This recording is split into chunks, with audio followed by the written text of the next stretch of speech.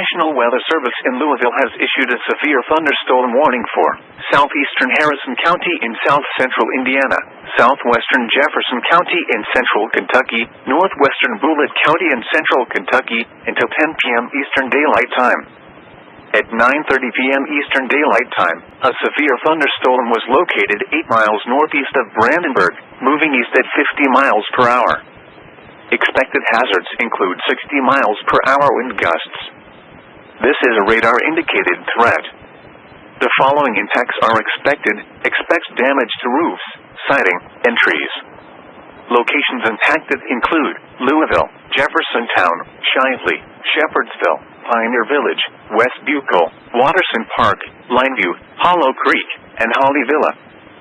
For your protection, move to an interior room on the lowest floor of a building. A tornado watch remains in effect until 1 a.m. Eastern Daylight Time for south-central Indiana and central Kentucky.